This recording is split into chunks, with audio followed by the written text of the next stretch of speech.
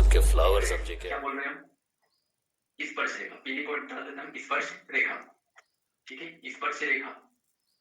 तो स्पर्श रेखा क्या होती है? व्रत के अंदर यदि हम स्पर्श रेखा देंगे तो वो क्या होती है देखना आप। तो ये व्रत हो गया, ठीक है, ये केंद्र हो गया हो, ये त्रिज्या हो गई, इसको हमने आर नाम दे दिया। मान लो एक बिंदु ये है, एक बिंदु ये है, ऐसे बहुत अनेक बिंदु है।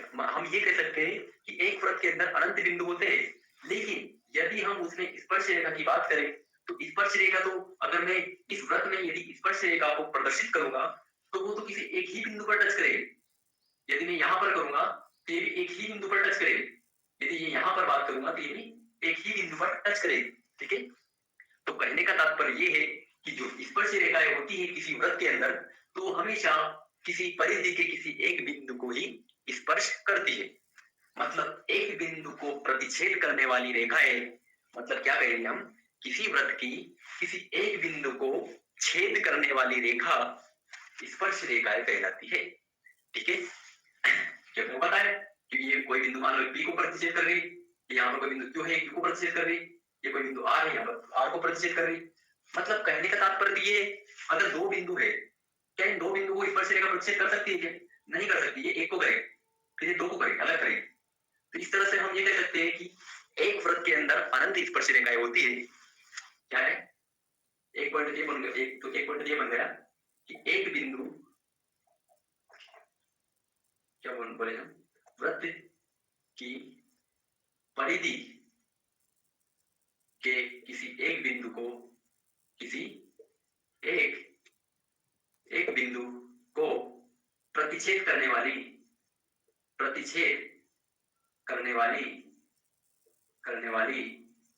रेखा जो होती है वो क्या होती है? अपनी स्पर्श रेखा होती है। क्या होती है? स्पर्श रेखा होती है। स्पर्श रेखा होती है क्योंकि स्पर्श रेखा हमेशा व्रत के किसी एक बिंदु को टच करती है। ये हमने जान लिया, ये एक बिंदु पर आपको ध्यान देना है। अब दूसरा प्रश्न बन गया कि एक व्रत के अंदर कितनी स्पर्श रेखा होती है? तो अनंत नहीं हो सकती, क्योंकि जो व्रत बनता है, जो गोला बनता है, वो अनेक बिंदुओं से मिलकर बनता है। ठीक है, कितना भी बिंदु हो सकते हैं।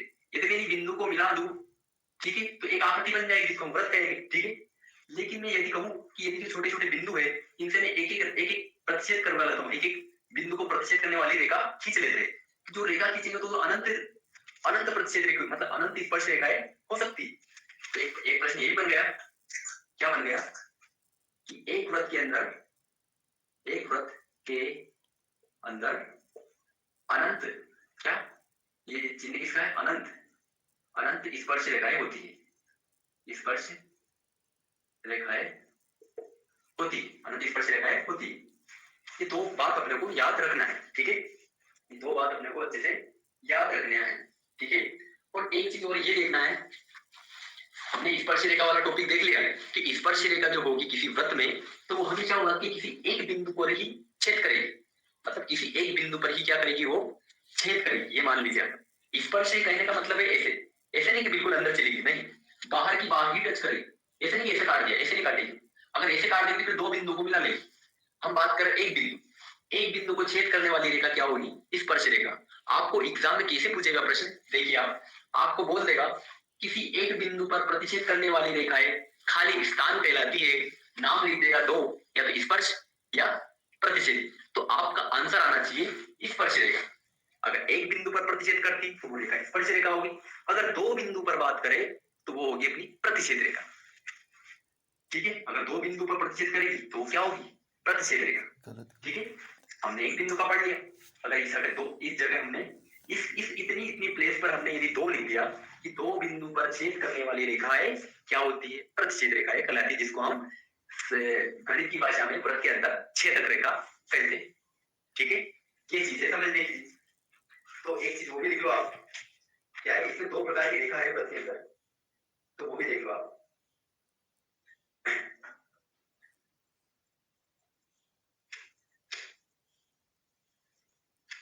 इतने में कोई डाउट हो तो भी देख लो आप, उसको भी हम क्लियर कर लेते हैं।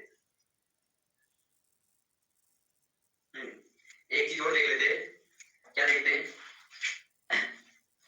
अब ये जो हमने रेखा खींच ली, अब मान लो ये जो परिधि पर जो कोई बिंदु को छेद कर रही तो ये जो बिंदु होगा ये क्या कहलाएगा? स्पर्श बिंदु भी कहलाएगा। ठीक है, स्पर्श रेखाओं को प्रतिच्छेद करने वाला बिंदु क्या कहलाएगा? स्पर्श बिंदु कहलाता है। तीसरा पॉइंट ये लिख लो आप, क्या लिख लो आप? ये लिख लो तीसरा बिंदु कि व्रत तथा उनकी स्पर्श रेखाओं के उपदिष्ट बिंदु को कि व्रत व्रत तथा उनकी स्पर्श व्रत तथा उनकी स्पर्श रेखा रेखा के उभयनिष्ठ बिंदु को क्या कहते हैं? स्पर्श बिंदु कहते हैं। क्या कहते हैं? स्पर्श बिंदु कहते हैं। ठीक है, मान लो ये बिंदु जो है ये क्या है? ये स्पर्श बिंदु है। क्या है? स्पर्श बिंदु। ठीक है, पूरे चित्र के द्वारा समझना। और ये जो रेखा है क्या है? स्पर्श रेखा है। क्या है? स्पर्श रेखा, स्पर्श रेखा है।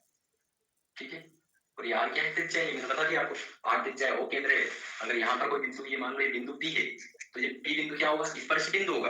ये अपने को पता है कि बिंदु O से ये जो रेखा है ये क्या करे? छेद कर रही है एक बिंदु से, तो ये क्या होगी? स्पर्श रेखा होगी। इसकी एक और प्रॉपर्टी की अगर बात करें हम, तो जो स्पर्श जो त्रिज्या होती है, जो भी अगर परिधि पर अगर कोई रेखा स्पर्श करती है तो वो त्रिज्या क्या होगी? परिधि के लंबवत होगी। ठीक है, मतलब त्रिज्या क्या होगी? लंबवत होगी। ये चीज हम देखेंगे। पहले तो हम लोग एक चीज लिखना है। इस चीज में कोई किसी को डाउट तो नहीं है ना? कोई ज्यादा चीज नहीं बताई मैं आपको बस इतना याद रखना है, किसी एक बिंदु को छेद करने वाली रेखा क्या होगी? अपनी स्पर्श रेखा होगी। और जो प्रतिच्छेद रेखा का जो बिंदु होगा जिस पर वो रेखा प्रतिच्छेद करती है वो कहलाएगा अपना स्पर्श बिंदु। बस ये दो बातें लिखी है। और तीसरी बात ये लिखी है कि एक वृत्त के अंदर अनंत स्पर्श रेखाएं खींच सकते हैं। ठीक है, अपने को पता नहीं कितनी भी रेखाएं हम खींच सकते हैं, पर खींचना एक एक बिंदु पर ही है। क्योंकि जो एक वृत्त होता है वो कोई फिक्स नहीं होता है कि 10 बिंदुओं से मिलकर एक वृत्त का निर्माण कीजिए, ऐसा नहीं आएगा प्रश्न। हमेशा जो गोला बनेगा उसके अंदर अनंत बिंदु विद्यमान पहले से होते हैं। ठीक है, तो ये चीज है। इसमें हमने तीन प्रकार की चीजें पढ़ी, तीन बातें पढ़ी हमने स्पर्श रेखा से रिलेटेड। ठीक है, एक चीज तो ये देख लेगा, एक चीज और देख लो क्या है? चौथी बात और लिख लो कि वृत्त के किसी बिंदु पर वृत्त के किसी बिंदु पर स्पर्श रेखा वृत्त के किसी बिंदु पर जो स्पर्श रेखा होती है, वृत्त के किसी बिंदु पर स्पर्श रेखा स्पर्श बिंदु से जाने वाली त्रिज्या पर क्या होती है? लंब होती है। वृत्त के किसी बिंदु पर जो स्पर्श रेखा होती है वह स्पर्श बिंदु को क्या होती है? स्पर्श बिंदु से जाने वाली त्रिज्या की क्या होती है? जाने वाली जो त्रिज्या होती है, त्रिज्या के लंब होती है। क्या होती है? लंब होती है। आपको खाली स्थान में से पूछ लेगा। ठीक है, क्योंकि ये व्रत है और ये व्रत है, ये केंद्र है, ये कोई त्रिज्या है। ठीक है, ये कोई त्रिज्या है और ये बिंदु मान लो कोई स्पर्श बिंदु P है और यहाँ से कोई रेखा स्पर्श रेखा है। मान लो ये A और ये D है। ये क्या है? AD क्या है? स्पर्श रेखा। मैंने बोल दिया इसको, क्या बोल दिया? स्पर्श रेखा है। ठीक है, अब P क्या है? स्पर्श बिंदु है। O क्या है? केंद्र है। O से P तक की दूरी कितनी है? त्रिज्या। तो आप लोगों को दिखाई दे रहा है ये क्या होती है? लंब होती है। ठीक है, जो ये होती है ये क्या होती है? ये क्या होती है? लंब होती है। O क्या है? P के लंब है। OP लंब क्या है? कोई स्पर्श रेखा मान लीजिए, कोई AD। बिंदु P क्या है? मैं यहाँ लिख देता हूँ बड़े चित्र में। बिंदु P क्या है? स्पर्श बिंदु है, स्पर्श बिंदु है। AD क्या है? एक स्पर्श रेखा है। क्या है? स्पर्श रेखा है।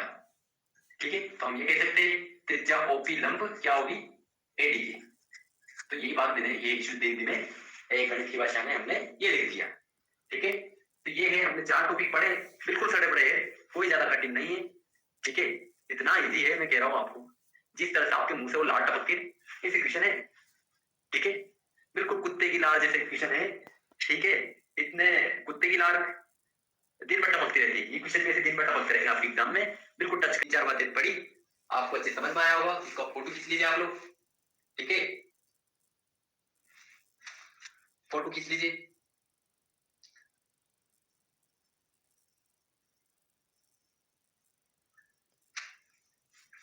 आपकी आवाज खोल देता हूँ मैं। छेदक रेखा, इसको मिटा दूं मैं? मिटा दो, जाओ स्क्रीनशॉट ले लो। छेदक रेखा क्या होती है? छेदक रेखा क्या होती है? छेदक रेखा होती है। दूसरी क्या होती है? छेदक रेखा। अब नाम से स्पष्ट है, मैं तो ये कहता हूं, एक तो दूसरी पहली रेखा जो हमने पढ़ी थी स्पर्श, क्या पढ़ी थी? स्पर्श, ये पढ़ी थी हमने, ठीक है। स्पर्श से मतलब टच करने वाली लाइन, टच करने वाली जैसे ये, ठीक है, ये टच है। और छेद करना मतलब आर पार। छेद कब होता है? मान लो अपन बिना चप्पल की सहायता से हम पद यात्रा कर रहे हैं, कांटा अंदर से घुस गया, घुसा मतलब छेद किया। क्या किया? छेद किया। अगर कांटा चमड़ी के ऊपर से फिसल कर निकल गया, कहने का तात्पर्य है स्पर्श रेखा। क्या है? स्पर्श रेखा। मान लो आप चल रहे थे, आप चल रहे थे, ये आपके पैर है, आप चल रहे थे, आपकी जो कांटा है, ये जो कांटा है, ये कांटा क्या हुआ? घुसते घुसते फिसल गया। मतलब क्या है? आप चल रहे, आपके पैर है, और कांटा क्या हुआ? ये कांटा था तीखा, ये तीखा कांटा चमड़ी में से ऐसे निकल गया, अंदर घुसा नहीं, बाहर का बाहरी चमड़ी को टकराता हुआ निकल गया। कहने का तात्पर्य स्पर्श रेखा। यदि आप पैदल यात्रा कर रहे हैं, जो आपके पैर है, ठीक है, इस पैर में एक मतलब जब चल रहे तो रास्ते में कांटा आता है। क्या आता है? कांटा आता है। अब ये कांटा क्या करता है? फिसलता नहीं, ये आपके पैर को फिसला देता है, ये अंदर छेद कर देगा। क्या कर देगा? अंदर इस तरह से आर पार कर देगा पैर, ऐसे। क्या कर दिया इसने? अपने पैर को छेद कर दिया। मतलब कहने का तात्पर्य ये है कि इस कांटे की वजह से अपनों को दर्द ज्यादा हुआ, दुख ज्यादा हुआ, लेकिन इसकी वजह से अपने को दर्द बिल्कुल कम हुआ, महसूस ही नहीं हुआ कि कांटा कब घुसा, कब बाहर निकला। इसको कहेंगे हम स्पर्श रेखा। कांटा घुसा, अपने को पता चला, और हम वही खैन वैन हो गए, अपनी पैदल यात्रा खत्म। ये मान के चलिए आप, ये क्या होगी? अपनी छेदक रेखा। और छेदक रेखा हमेशा छेद करती है दो बिंदुओं पर। मतलब मान लो दो चमड़ियों के अंदर कांटा आर पार हो जाता है, इसमें एक चमड़ी पर ही कांटा टकरा कर बाहर चला जाता है, लेकिन इसमें कांटा जो होता है वो बाहर नहीं जाता है। वो क्या करता है? इन दोनों बिंदुओं को दोनों चमड़ियों के अंदर घुस जाता है अंदर, और अपने को बड़ा दुख देता है। तो उस दुखदाई जो रेखा होती है, जो कांटा होता है, उसको हम गणित की भाषा में छेदक रेखा कहते हैं। और जो ये कांटा होता है, जिस जो एक ही चमड़ी या एक ही बिंदु पर या अपने पैर के किसी एक ही बिंदु पर टच करके बाहर निकल जाता है, उसको हम गणित की भाषा में स्पर्श रेखा कहते हैं। ये क्या कर रहा है? किसी एक बिंदु पर क्या कर रहा है? छेद कर रहा है। ये कर रहा है आपके दो बिंदुओं पर छेद करता है। कितने बिंदु पर? दो बिंदु पर। दो बिंदु पर क्या करता है? प्रतिच्छेद, ठीक है। और ये एक बिंदु पर क्या करता है? प्रतिच्छेद करता है। एक बिंदु पर प्रतिच्छेद करता है। अब आपको ये अच्छे से क्लियर की रूप से आपको समझ में आ गया होगा, ठीक है। अब कोई ज्यादा चीज समझाने की नहीं है इसमें। अगर ये दो पॉइंट अगर अच्छे से याद आ गए, 100% इससे एग्जाम में क्वेश्चन बनेंगे।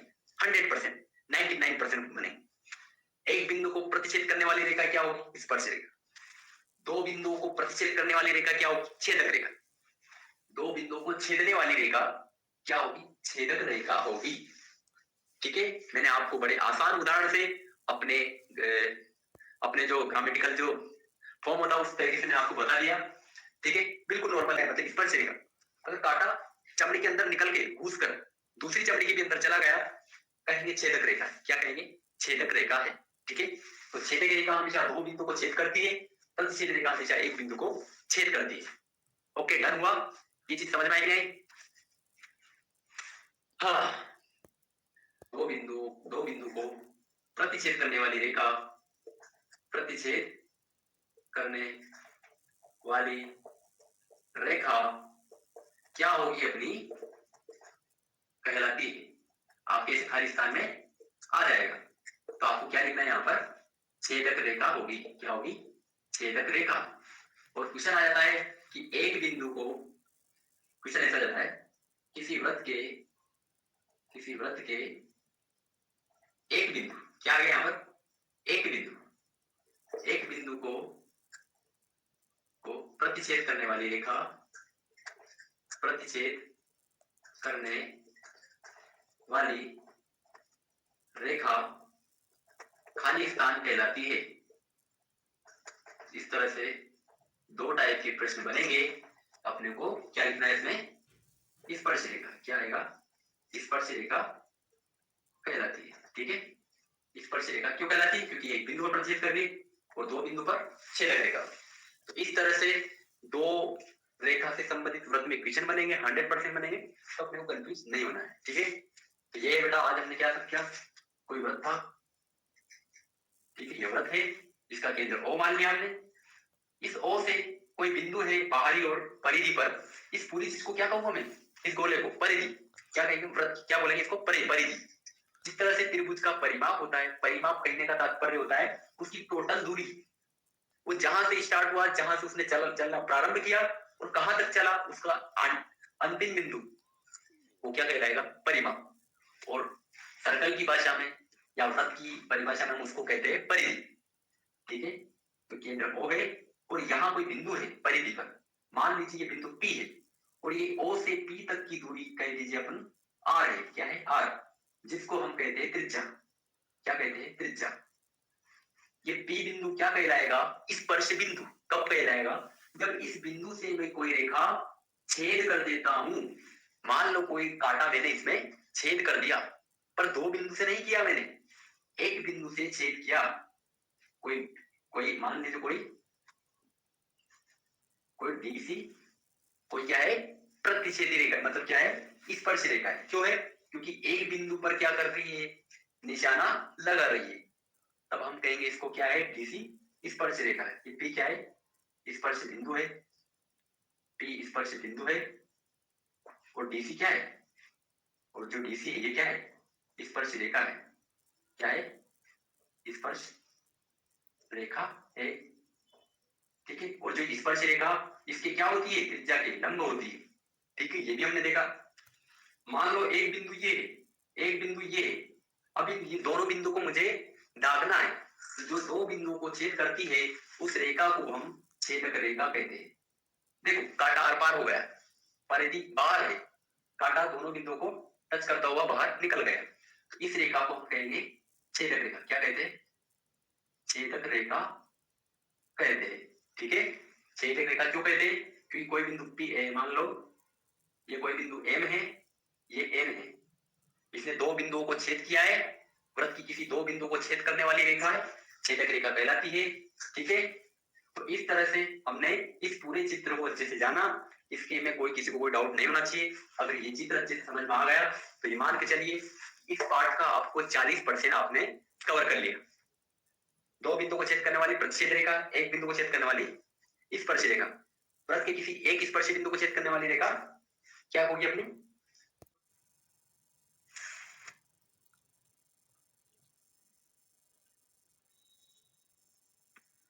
ले लिए सर। तू फोटो ऐसे लेता है कि तेरा पता नहीं चलता है। तू भी एक तरह एक स्पर्श रेखा की बात ही स्क्रीनशॉट लेता है, इसकी बात पता नहीं चलता है, ऊपर का ऊपर ही फोटो ले लेता है और मुझे कहने का मतलब मौका ही नहीं देता है।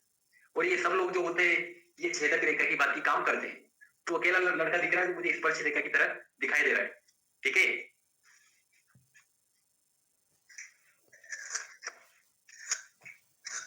अब देखना, अब आपको मैं जो बिंदु पढ़ा रहा हूँ 5 मिनट का है बस। ठीक है, आप देखना।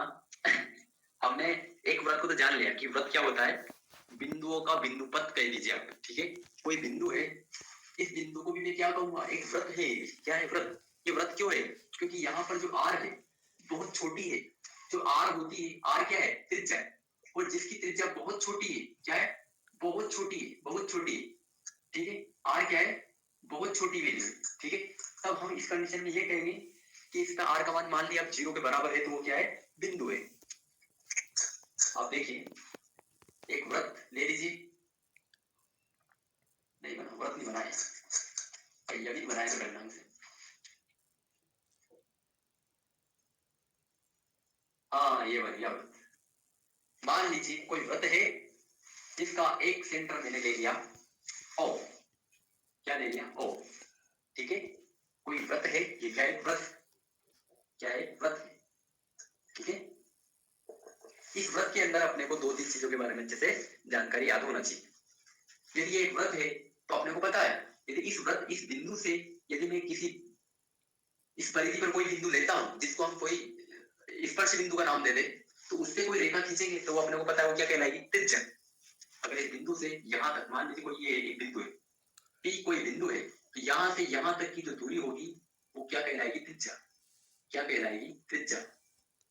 ये त्रिज्या कहलाएगी, जिसको हम स्मॉल आर कहते हैं, छोटी बिजली वाला आर कहते हैं। यहां से यहां तक की दूरी होती है और इस बिंदु से यदि इधर भी कोई रेखा खींच लेते हैं, ठीक है, ये बिंदु ओ है, मेन बिंदु तो ये होगा, इस बिंदु ओ से मैंने कोई बिंदु यहाँ पर क्यों ले लिया, तो ये भी यहां से यहां तक की दूरी क्या है, आर है। क्या है, आर है, ठीक है। तो ये भी यहां से यहां तक क्या होगी, त्रिज्या होगी। क्या होगी, त्रिज्या।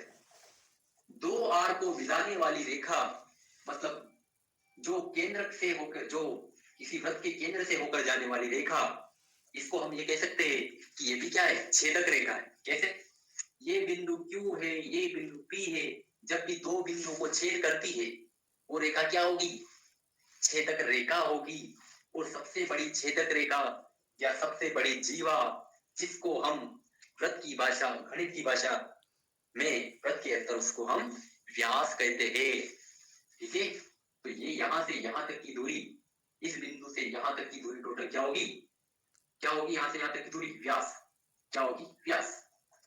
क्या होगी, व्यास, ठीक है। क्या होगी, व्यास होगी। यहां से यहां तक की दूरी क्या होगी, व्यास होगी, जिसको हम डी कहते हैं, डायमीटर। क्या कहते हैं, डी। अब इससे एक चीज तो अपने को स्पष्ट पता चल गया, ये बिंदु कोई बिंदु P मान लिया था वृत्त की परिधि पर, एक बिंदु Q मान लिया था। मैंने P और Q से एक रेखा ऐसी खींची जो इस बीच सेंटर से होकर टच करती हुई जाती है। अगर जो रेखा हम वृत्त के केंद्र से खींच रहे हैं तो रेखा सबसे बड़ी छेदक, वो रेखा छेदक रेखा या और क्या कह सकते हैं हम इसको, सबसे बड़ी जीवा कह सकते हैं, ठीक है। तो इस वृत्त के अंदर हमने क्या देखा, क्या क्या देखा कि पी क्यू क्या है, त्रिज्या है। मैं यहाँ लिख देता हूं पी क्यू और ओ क्यू, ये क्या है, त्रिज्या है। क्या है, त्रिज्या। ये बिठा देता हूं, इधर का कोई काम नहीं है, ये क्या है, त्रिज्या है।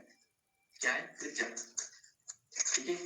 और ये व्यास क्या होता है, जो व्यास होता है जिसको हम डी कहते हैं, ये क्या होता है, वृत्त की सबसे बड़ी जीवा कह सकते हैं। क्या बोल सकते हैं इसको, सबसे बड़ी जीवा, सबसे बड़ी जीवा, ठीक है। सबसे बड़ी जीवा क्या होती है, व्यास, जिसका मतलब क्या होता है, त्रिज्या, दो त्रिज्याओं की लंबाई।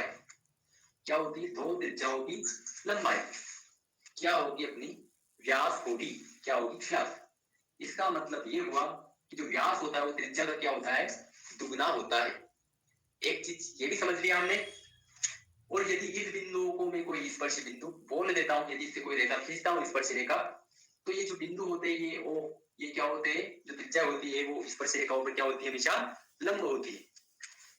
तो एक पॉइंट लिख देना, क्या बोलोगे आप कि स्पर्श बिंदु से क्या बोलोगा, स्पर्श रेखाएं, स्पर्श रेखाएं क्या होती है, त्रिज्याओं की क्या होती है, स्पर्श रेखाएं क्या होती है,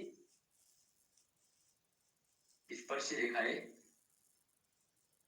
त्रिज्याएं पर क्या होती है, लंब होती है। क्या होती है, लंबवत होती है, लंबवत होती है। एक पॉइंट निकल गया, ठीक है।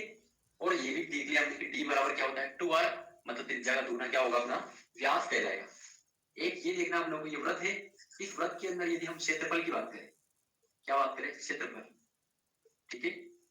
अगर हम क्षेत्रफल की बात करें, जिसको हम ए बोलते हैं, इसका क्षेत्रफल देखें तो एक यहां से यहां तक की दूरी और यहां तक, ये एक व्यक्ति यहां से चलता चलता चलता चलता यहां आता है, तो कितना हुआ, एक पाइप, कितना चल रहा है, पाइप। और दो आर को मल्टीप्लाई करवा दोगे आप, इन दोनों का गुणा करवा दोगे, क्या बन जाएगा, आर का वर्ग, ठीक है।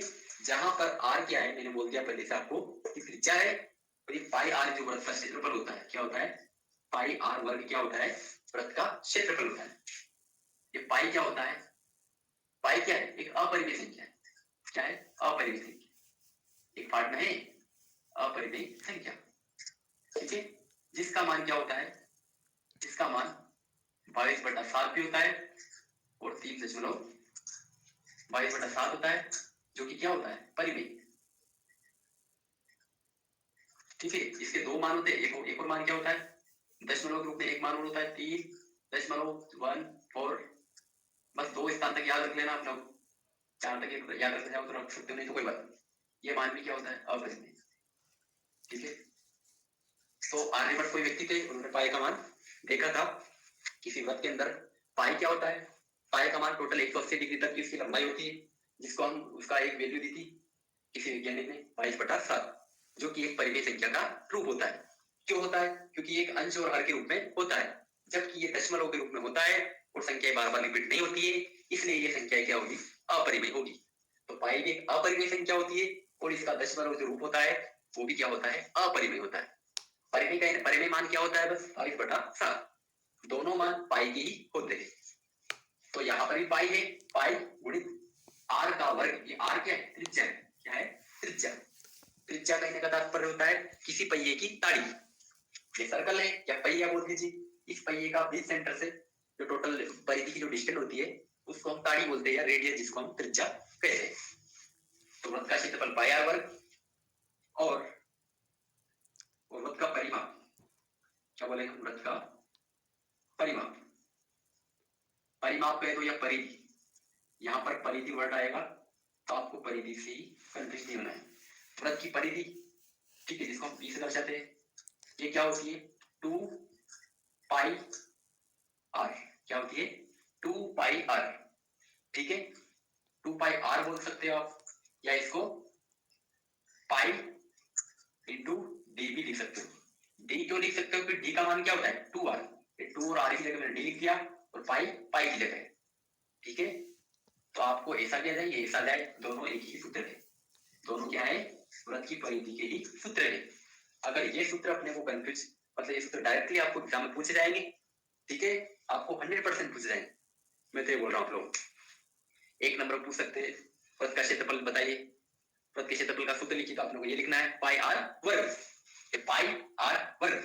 वृत्त की परिधि का सूत्र बताइए 2 पाई आर। ये भी लिख सकते हो, नहीं तो फिर ये भी लिख सकते हो पाई इंटू डी। डी क्या होता है? व्यास। मैंने आपको ये अच्छे से बता रखा है।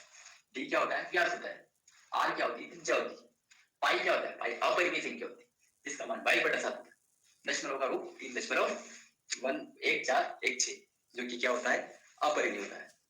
तो डियर स्टूडेंट्स, आपको इस वृत्त के अंदर अपने को इतनी चीजें के बारे में हमने जो पढ़ा है, इतने पॉइंट के बारे में अच्छे से हमने जाना, इसमें तो किसी कोई डाउट नहीं होना चाहिए। और देख लेते हैं, यदि किसी डाउट हो तो पूछ लो। आया इसको समझ में? देख लीजिए।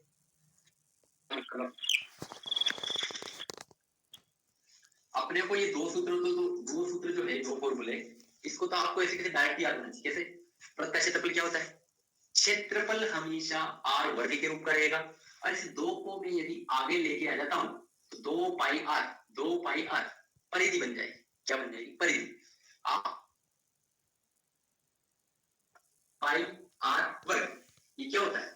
क्षेत्रफल। क्या होता है? क्षेत्रफल किसका? इसका, वृत्त का। क्या होता है? वृत्त का क्षेत्रफल पाई आर वर्ग।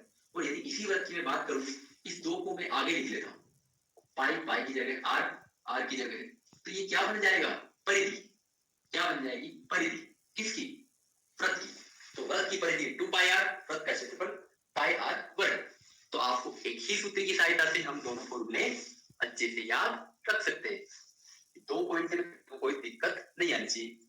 अब समझने की बात यह है कि सर आप इसको जीवा नाम दे रहे हैं, ये जीवा होती क्या है? तो डियर स्टूडेंट्स, मैं आपको बस ये कहना चाहूंगा कि जीवा को आप वह अधिकतम दूरी कह सकते हैं, या वह अधिकतम व्यास कह सकते हैं, जो दो त्रिज्याओं की लंबाई तो होती है, लेकिन वो क्या होता है?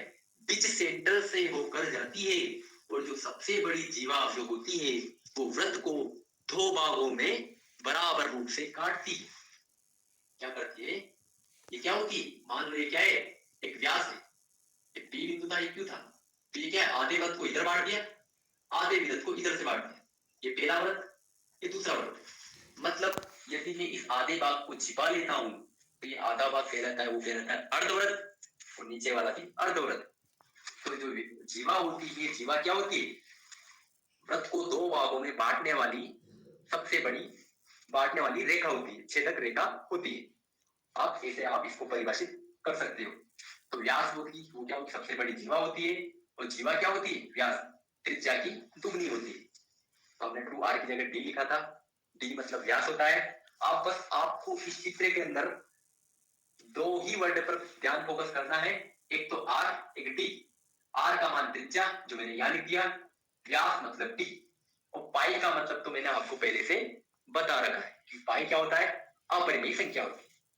ठीक है, और एक चीज ये भी देखी थी, यदि ये रेखा है, यदि स्पर्श रेखा खींच लेते हैं, तो जो स्पर्श रेखा होती है और ये त्रिज्या होती है, ये दोनों एक दूसरे क्या होती है, लंब होती है। जो पहला पॉइंट हमने लिखा है ये है इसमें। ठीक है, अब कोई डाउट? ये दो सूत्र तो अपने को ऐसे कैसे याद रखने हैं। अब कोई डाउट है बेटा इन आपको?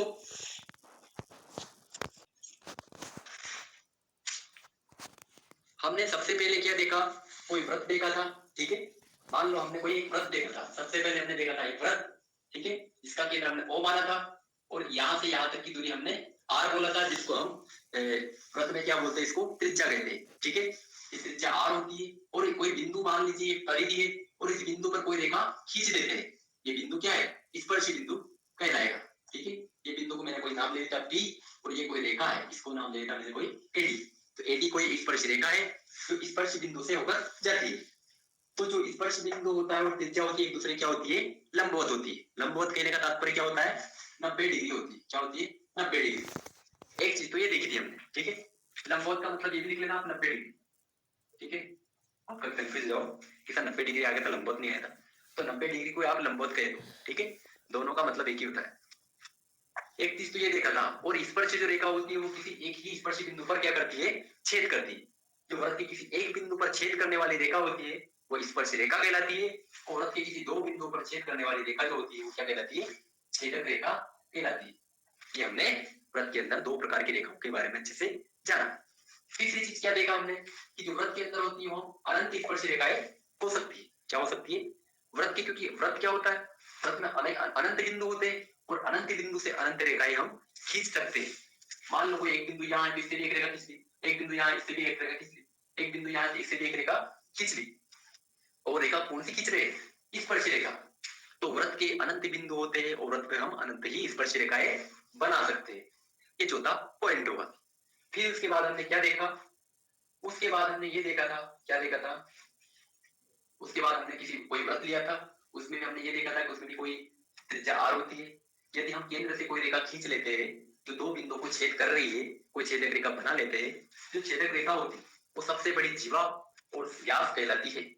व्यास या सबसे बड़ी हम जीवा कह सकते हैं, या दो त्रिज्याओं को मिलाकर एक व्यास कहलाती। दो त्रिज्याओं को का आपस में गुणा करने पर या जोड़ने पर अपने को क्या मिलती है, एक व्यास मिलती है, जो सबसे बड़ी जीवा होती है, जो वृत्त को दो भागों में बांट देती है, जिसको हम सबसे बड़ी जीवा कहते हैं। ये हमने देखा। फिर उसके बाद हमने देखा कि इसके दो सूत्र है। एक तो हम इसका क्या निकाल सकते हैं, क्षेत्रफल। मान लो मैं इसका आधा क्षेत्रफल निकालू, पूरा क्षेत्रफल निकालू, तो इसका क्षेत्रफल का एक ही सूत्र होता है, यहां से यहां तक की दूरी पाई, और ये R और R मिलकर वर्ग बन गए। फिर दूसरा बन गया परिधि, और परिधि क्या होती है, पूरी दूरी। परिधि का मतलब होता है पूरी कुल दूरी, और कुल दूरी कितनी होती है, जिसको हम परिधि बोलते हैं। और परिधि क्या होती है, ये R और R तो 2R हो गए, और ये पाई ये और ये दो यहाँ पर घात में है, और ये दो यहाँ पर गुणा के रूप में लिख देना है। तो 2 पाई R वृत्त की परिधि होगी, और 2 और R की जगह मैंने क्या लिख दिया, D। और D4 क्या होता है, व्यास, जो मैंने आपको यहाँ बता रखा है। D का मान क्या होता है, त्रिज्या का दुगुना आता है। ठीक है, आपको कभी ऐसा पूछना जाए, जो सबसे बड़ी जीवा होती है वो क्या होती है, वृत्त का व्यास कहलाती है, और जो व्यास होती है वो क्या होती है, त्रिज्या की दुगनी होती है। ये इतनी चीज अपने को अच्छे से जानकारी होनी चाहिए। और उसके बाद हमने ये भी देखा था कि जो पाई का जो हम नाम ले रहे हैं, किसी वैज्ञानिक ने पाई का मान दिया था, तो पाई क्या होता है, एक अपरिमेय संख्या होती है। परिमेय और अपरिमेय संख्या मिलकर क्या कहलाती है, वास्तविक संख्याएं कहलाती, जो हमने पहले चैप्टर में अच्छे से पढ़ रखा है। और पाई जो होता है उसका मान p बटा q का रूप में या परिमेय संख्या के रूप में 22/7 होता है, और अपरिमेय संख्या के रूप में क्या होता है 3.1416 होता है। तो डियर स्टूडेंट्स, आपको ये अच्छे से समझ में आया होगा। आज का चैप्टर बड़ा ही इंटरेस्टिंग था, और ये मान के चलिए जो हमने पढ़ा इससे आपको एग्जाम में इससे रिलेटेड क्वेश्चन जरूर देखने को मिलेंगे। तो आई होप आपको अच्छे से समझ में आया होगा। अब पूछिए।